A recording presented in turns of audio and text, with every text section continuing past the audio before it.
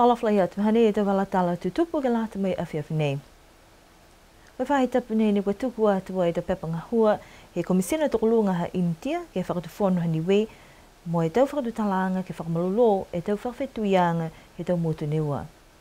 The Indian High Commissioner presented his letter of credentials to the Niue government this week, and discussions were held for the strengthening of bilateral relations. Hoko mai e tahu kui mai he komisina tokolunga ha Amerika ke whakatutala mo e tau matakau I whawhai whakatuwhono ke tautu pelang matai ni ko mai ke tuku atu e tau tohiole mo e whalua tau whakakuanga whoki ke latai mo e tau whāna fuata. Local non-government organizations and civil society groups are being encouraged to apply for grants and scholarships offered by the US Embassy. Whakaulua e ta whakaroanga whakahoho ke lata mo e hauhau mita ke tau mumui ke lunga he towhia. A new maritime safety campaign was rolled out as a reminder for people to practice safety at sea. Whakamōli mai whakaurua I whuke e posifo ke langmatai atua I ke tau le kua tupukao whuki moana.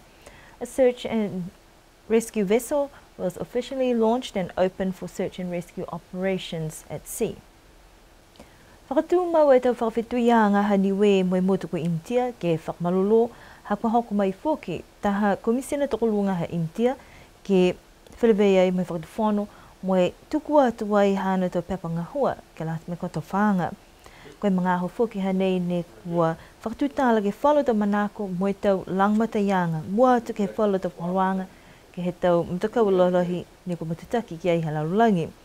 Kua hoku atua ai whuki e lilifu nei me kisikisi atua ke whalo tau mtaka hua ne kua whitāni he whai whakatupeanga mai a India tunge whale makes ke lotaoni I alofi mai whale tu fuati funua kula.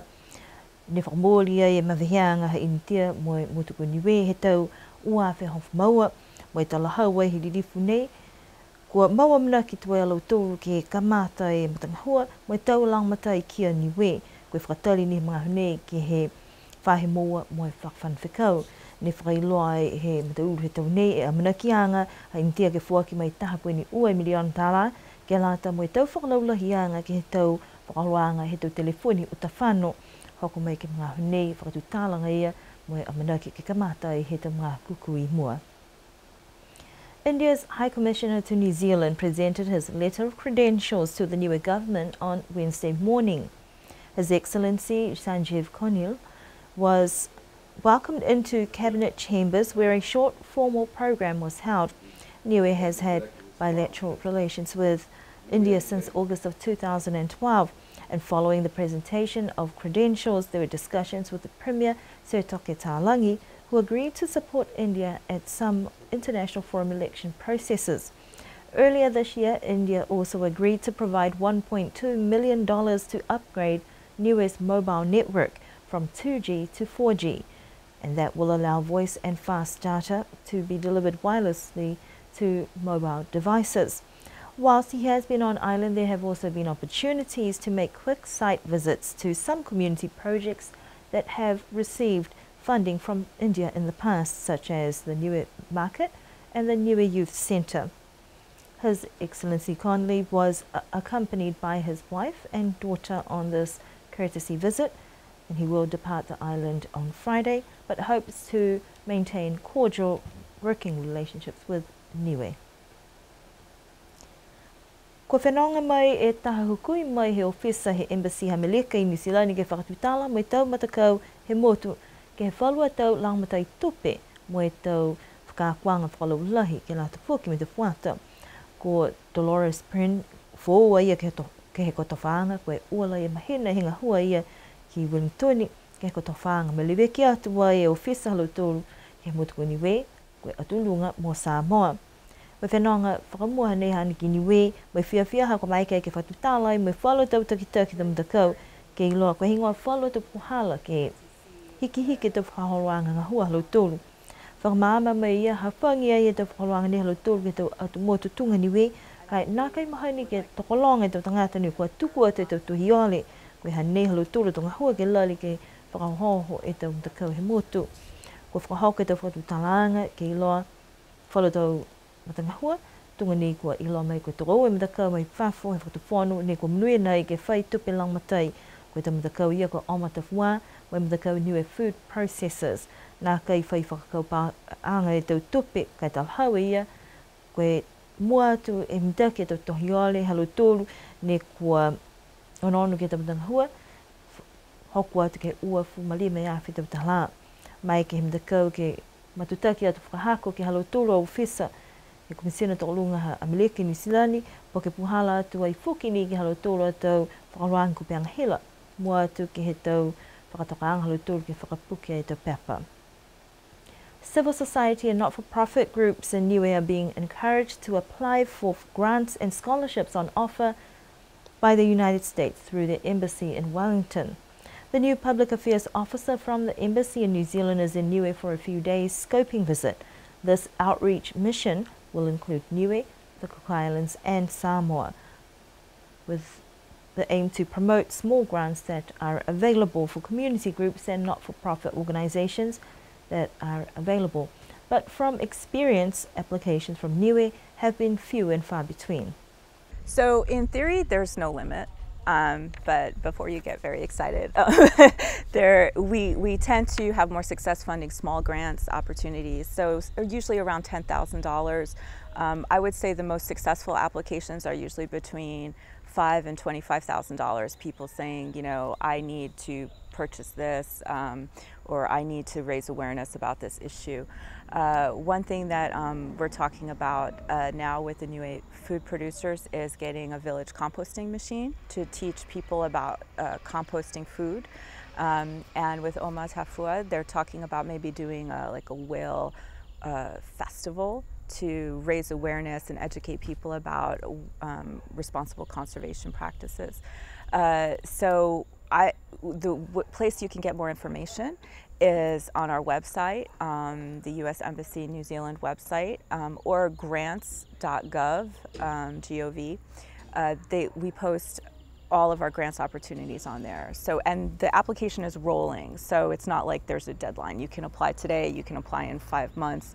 It doesn't matter, and then we review them periodically, and if we have the budget and if it's a good proposal, we'll try to fund it. 2 months into her post, this initial visit to Niue has been to meet with grant recipients and provide further promotional opportunities to get more applications from Niue. Very inspiring for me to visit places like Niue and to see the opportunity and the challenges and the people like you who are doing so much and wearing so many hats. And I really would like to just tell people that, you know, there are lots of ways that you can kind of do the things you love and help your community, whether you're interested in, you know, hospitality or business or agriculture or art. You know, I went to the sculpture garden yesterday and I saw that was so interesting, you know, all the way that things have been created using just common items like, you know, Havianas stapled to trees and things. It was really interesting.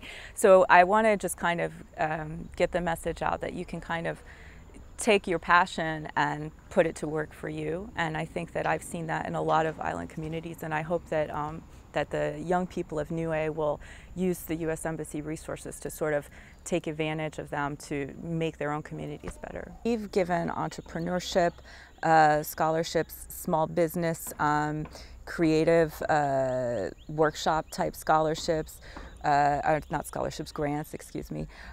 We've given music festival grants. We've given educational workshop grants. For example, if you want to bring a speaker to come to Niue to talk about organic farming, or if there's an expert in the field and you're like, well, I need, you know, $12,000 to get this person here and to have a big event and teach people things.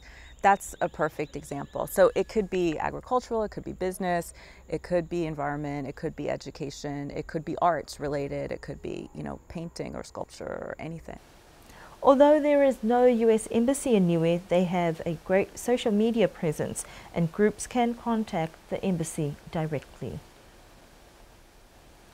Tahe whakaroanga whakahoho ne kua whakauru wai ke he au whakatatahe motu, mo e ononuanga ke hau mitaki e tau maui ka o atua I ki moana.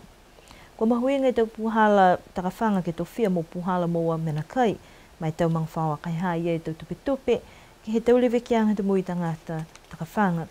Koe mana koe whainga hua ni kua lali ke tuku he fua e tonu meala le kua i moana kua lata tonu whoki ni mai whalu tanga hua he whakatuwhonu he mga hune mai tau whakakuanga ke lata molo toru ke whakangahua e posi fuu. Ne tau se tafe toko he tamahina kukue kua mole ke moua e taha logo po ke whakamailonga pauaki mai matangahua. Ko mai ke whakaonga e koloa ia ke tuku e ke tau tāpuru misi mai whalu poloa whakahoho loton ke mai longa he tau tangata e mahuinga ke muitua ke tau whakailoanga ke aua ne ke whaile koe moana. I se toko longa he tau tangata ne ko hoku atu whoki mo e tui e tau tāpuru misi nei. Koe whalu pohala whoki ne kua mai ke ai ke ngahua mtakau he tau whata ke tufa atu e tau koloa pui pui koe tau life jackets ke tui ai ke halo tolu te whewa lafa. Koe tau koloa nei ne kua amana ki ai ke fuaki atu ai ke he tau tangata takawhanga ka osi whoki tau whakakuanga halo tolu ke tau whahita kuku I mua. Niue's new maritime safety campaign has been a collaborative effort between the Niue government and the Ministry of Foreign Affairs and Trade in New Zealand as part of the Pacific Maritime Safety Program Phase 2. The expected outcome is for maritime safety measures to be consistently practiced to enhance sustainable social and economic development. It also recognises the culture of maritime safety at community and government levels.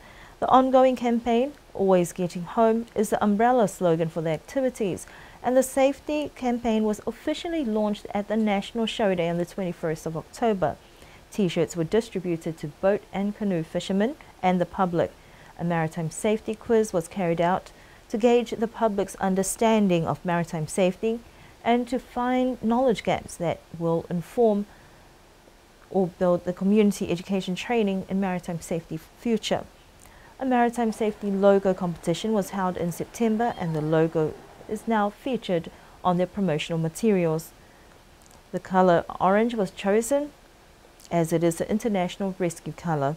In conjunction with the launch of the maritime safety campaign, life jackets were also distributed during the Niue Youth Council's raft races.